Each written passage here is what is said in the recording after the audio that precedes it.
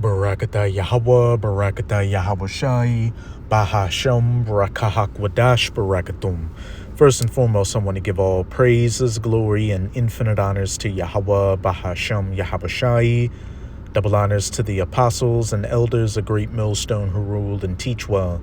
In peace and salutations to you sincere Akim out there, pushing this word in truth and sincerity to the four corners of the globe. May you brothers endure until the end.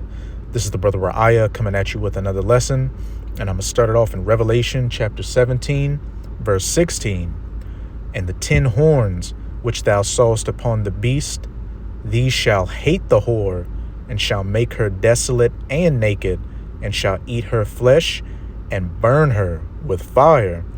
And this is a future prophecy of judgment dealing with the United States of America's European allies turning against her.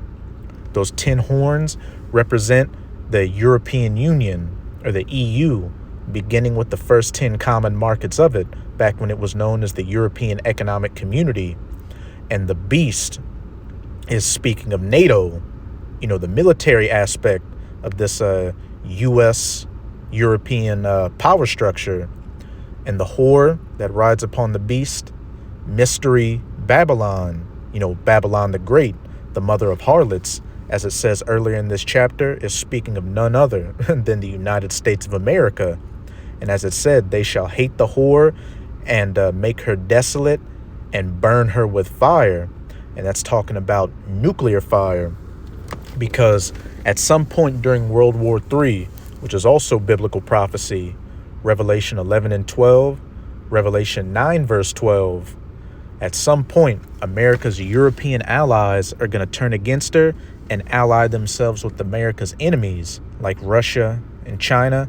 And altogether, they're going to shoot 200 million nuclear missiles onto that whore and turn her into a desolate, uninhabitable wasteland, the biblical lake of fire.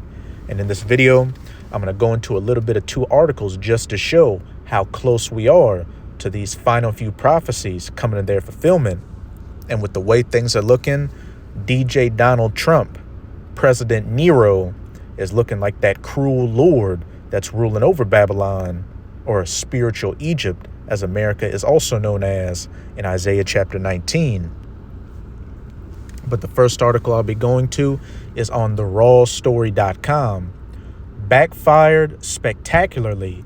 European officials reportedly now view the U.S. as an adversary.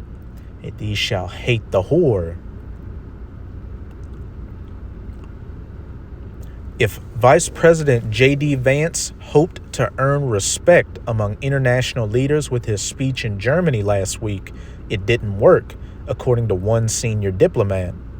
Vance not only didn't persuade his audience, he insulted them, the Financial Times reported Monday. His speech backfired spectacularly, convincing many listeners that America itself is now a threat to Europe. And, during Donald Trump's first presidency, he was all about getting these European nations to foot their bill on NATO and not letting them have an easy ride. With the U.S. footing the bill. And leading up to Donald Trump's selection, he was saying all kinds of stuff like, look, if Europe doesn't want to pay their bills, hey, Russia, have at it. And then, Donald Trump is threatening these tariffs on not just America's enemies, but America's allies.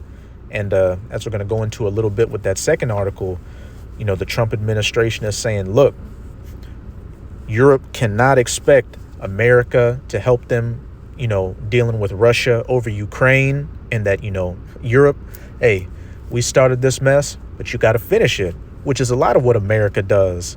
Whenever America has these military operations overseas, these European nations get dragged in, and then what?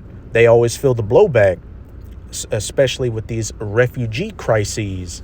It's not America taking those refugees from Iraq, Afghanistan, Libya, or Syria, usually Europe. And you see the whole host of issues that happen with that. And then with all these sanctions, such as towards Russia. Who's mainly affected? Europe, because they are the ones that get a lot of their natural gas, oil, and other resources from Russia. But with them cutting off that spigot, hey, they're hurting, and they're having to turn to the U.S. to get that much more expensive resources from them. So it's getting to the point to where the as they say, the straw that broke the camel's back. And as we read in Revelation 17, hey, they're eventually going to make that whore desolate by burning her with that fire. But before we continue, actually, I'll reread this. His speech backfired spectacularly, convincing many listeners that America itself is now a threat to Europe, said FT. This is Daniel chapter 7. I'm going to start at verse 19.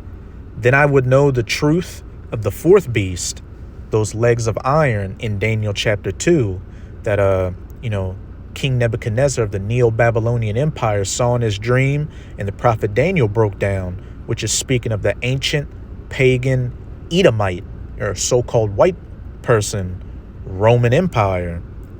Then I would know the truth of the fourth beast, which was diverse from all the others. The Romans had what? A Senate house with elected senators and political parties like the plebeians and the patricians, just as America has a Senate house and a Congress with elected officials and political parties, Republicans and Democrats, while, these other kingdoms had what? A monarchy type system, exceeding dreadful, whose teeth were of iron and his nails of brass, which devoured, brake in pieces, and stamped the residue with his feet. Verse 20, and the 10 horns that were in his head, and of the other which came up, and before whom 3 fell. And now we're going into the beginning of the last leg of the fourth beast, those iron toes mixed with miry clay, which began with the Renaissance. And that little horn that came up, as it's going into before whom 3 fell, is speaking of the United States of America, beginning with the 13 colonies. And the 3 that fell is speaking of Britain, France, and Spain, who are the major players in the New World before, America became what it is today.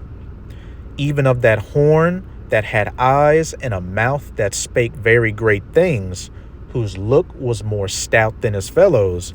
And when you go into that word stout, it means power, chief, which in this system we're in, this NATO EU system, which the U.S. is a part of and at the head of, America is at the head of it. Hence why it said the whore that rides upon the beast with the 10 horns. And like I've been giving a few examples, America tells its European allies, jump, and they say, how high? But we're getting to the point to where they're not going to take it anymore. Hence why, as we're reading in that first article, they're looking at America as a threat to Europe.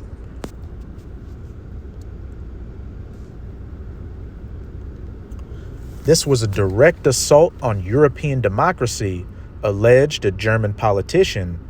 It's very clear now Europe is alone, confessed a senior diplomat. The reporter asked the man if he now sees the United States as an adversary, and he replied, yes.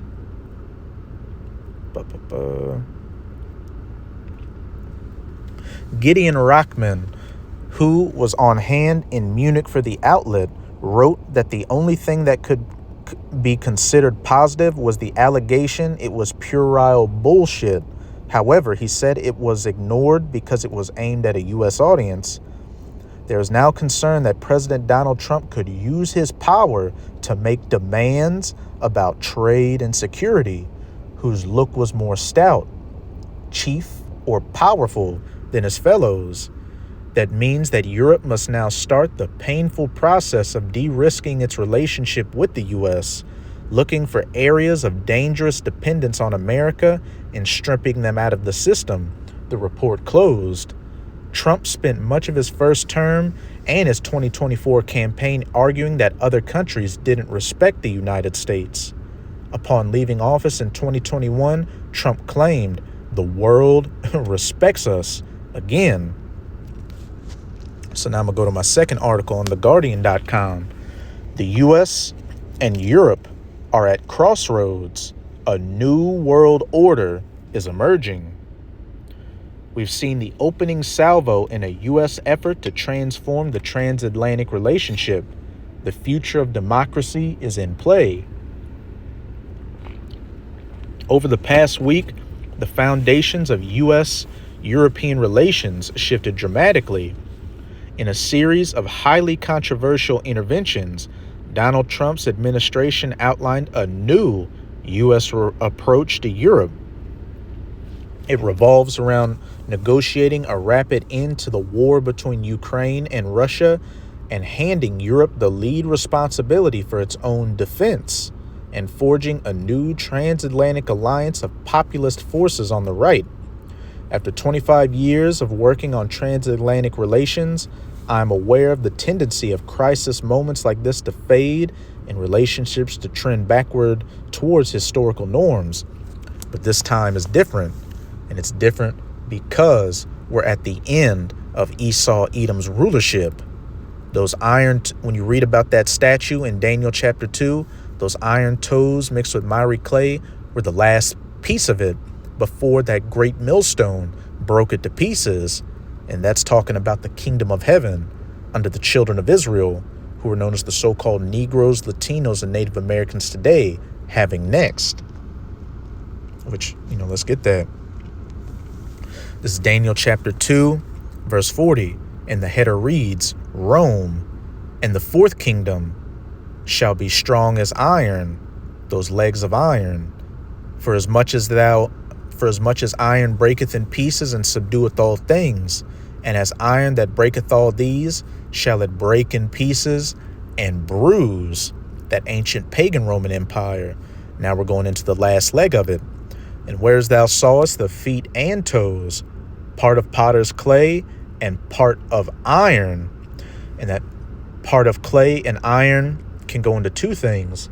On the one hand, the part of iron being NATO, the military aspect of this system, and the part of clay, the EU, the economic aspect, which, several major economies in Europe are in the gutter right now. They have a nickname for Germany being the sick man of Europe. And it can also go into the part of iron being the stronger nations economically and militarily, such as the US, Britain, France, even Germany, even though they're going through it right now. In the part of clay, your weaker economic and military powers, usually referred to as the pigs, Portugal, Italy, Ireland, Greece, and Spain. And as it says, the kingdom shall be divided, as we can clearly see from these two articles, with the major statements being made that that America is an adversary to Europe, and Europe can't trust the U.S. That there's a division.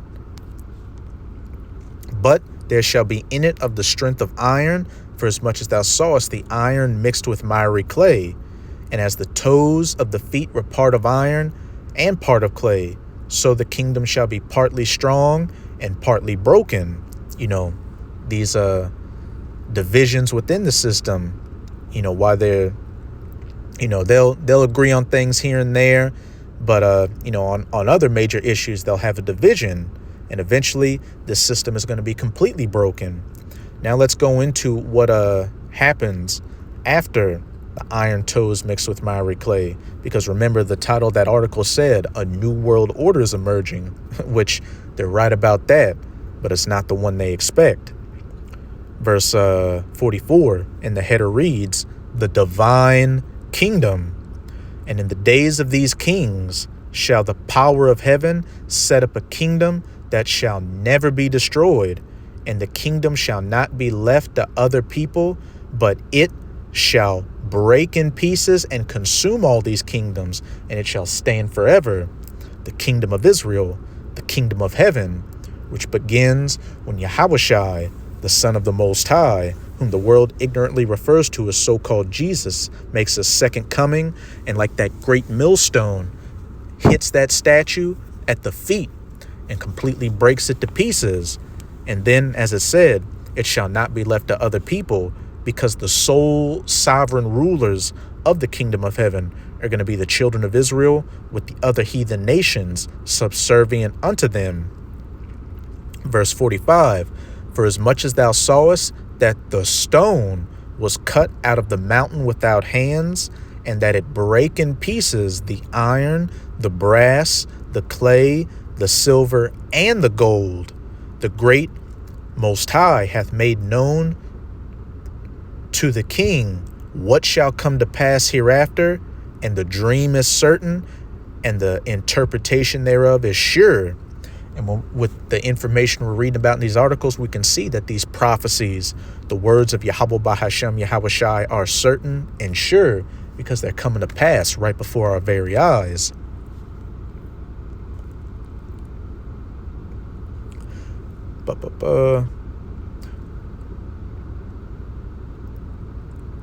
Just seeing it. I'm not going to read the whole thing. I just want to hit some main points.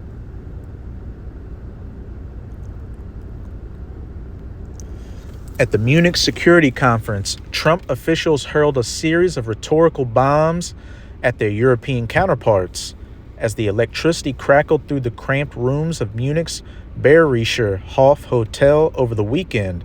The historic stakes were clear. Would Europe manage, after years of talks, to pull together and defend itself, or would it simply be a pawn in the U.S. and Russia's larger game? Would Ukraine avoid being overrun by the Russian army and emerge with its sovereignty intact? For the rest of the world, what would it mean for the West to truly fracture? As thou sawest it part of iron and part of clay, the kingdom shall be divided. Russia to be rehabilitated, and the war in Ukraine to end.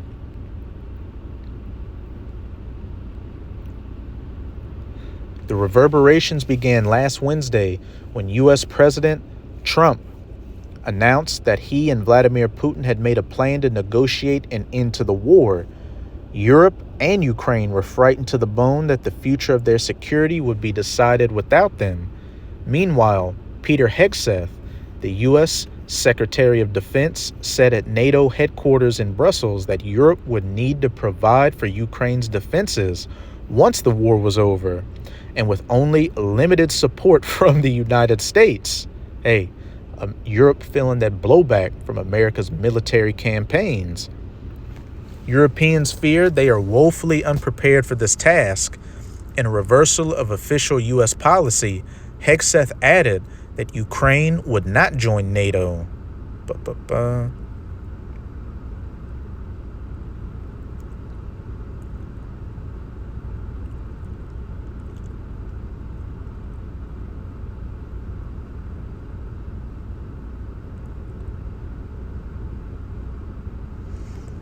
When the U.S. Vice President J.D. Vance strode onto the Munich stage, the throng in the Bayerischer Hof thus waited with bated breath. What exactly was Trump's plan for Ukraine? What they got instead will go down as one of the most controversial speeches an American political leader has ever given in Europe. With little discussion of Ukraine's future, Vance launched into a harangue that alleged that Europe was repressing free speech and undermining democracy by holding back right-wing nationalist movements like the alternative Für Deutschland. This dropped like molten lead. Here was a vision of democracy sharply at odds with his audience. So Trump, his vice president, the administration is at odds with their European allies.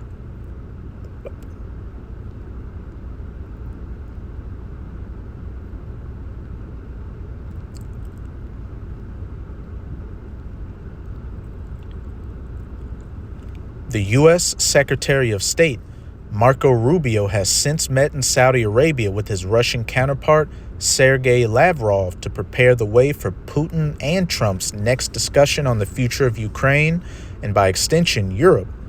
The French President Emmanuel Macron has convened European heads of state in the hope of forging the consensus they will need to protect their world in this moment of crisis. This will be very hard. Years as an observer and participant in the making of Europe's relations with the U.S. leave me innately weary of ever judging a single crisis to mark a definitive shift. The structural features of the transatlantic relationship are deep and often guide us away from crises toward a median line, whether over Iraq, Libya, or Iran. The challenges to negotiating an end to this war are moreover enormous and historical, and history could cleave in more directions than one as the process unfolds. The United States is not decoupling from Europe, but this week must be viewed as the opening salvo in a major U.S. effort to renegotiate the terms of its bonds with Europe, whose look was more stout than his fellow. How far the Trump administration will get cannot be known, but this foundational relationship of U.S. statecraft, which was born in the moment of the U.S.'s rise to global superpower status, will change in fundamental ways. With it, the future of modern democracy, itself born of Europe and sustained by the transatlantic bond for decades, is in play. A new world order is emerging. As we read in Daniel chapter 4, verse 43 to 44, that new world order is going to be the defined kingdom of the nation of Israel. And, as the author said, the United States is not decoupling from Europe, but Europe is going to completely decouple from the United States. And they're going to go from throwing words at each other, to throwing nukes at each other. And you can be assured of this due to it being stated in biblical prophecy. I'm just looking to see if there's any other little points I want to hit.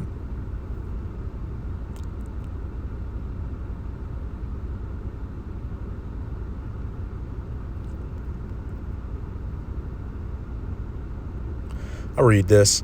Vance clearly aimed to shock. Whether he aimed to insult is unclear, but in the end, he did both.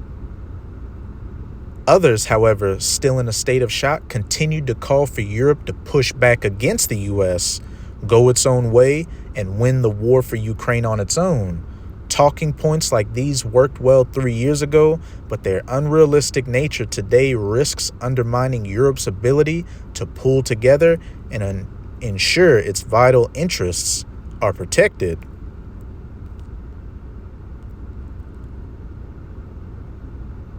I'll read this too. Afterward, European leaders hastily rewrote their own remarks to attack Vance's call and call for European unity in the face of American betrayal. That's it. Let's get back to these precepts.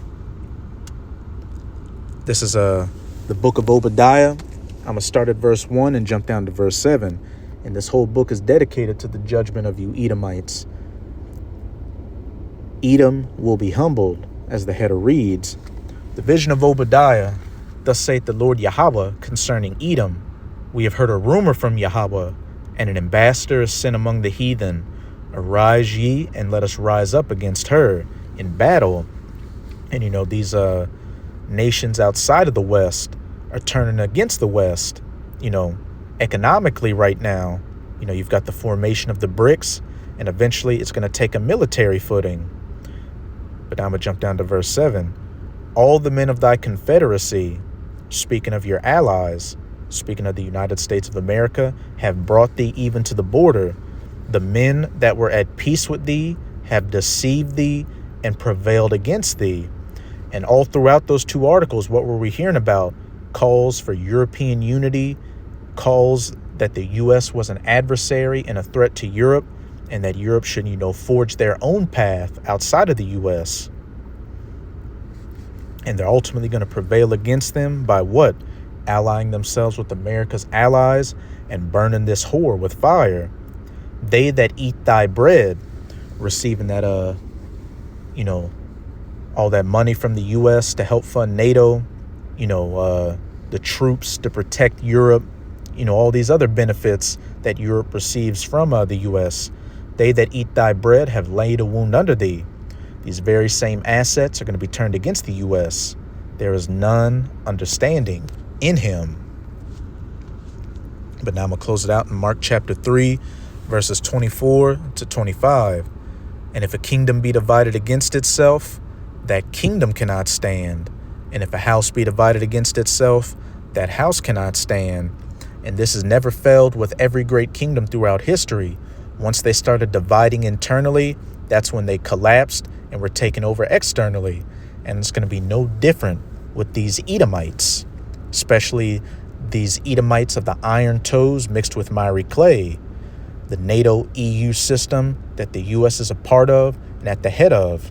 And again, with those two articles, we can see that this kingdom is clearly divided. So that's it with this video. With this video, I hope you sincere Akim and Akwath were edified. Just keep strong. We are almost out of this final wicked captivity of the heathen nations, chiefly of the Edomites. And as always, I'm going to say Abad Babal, Kwam Yasharella, and until next time, Shalom.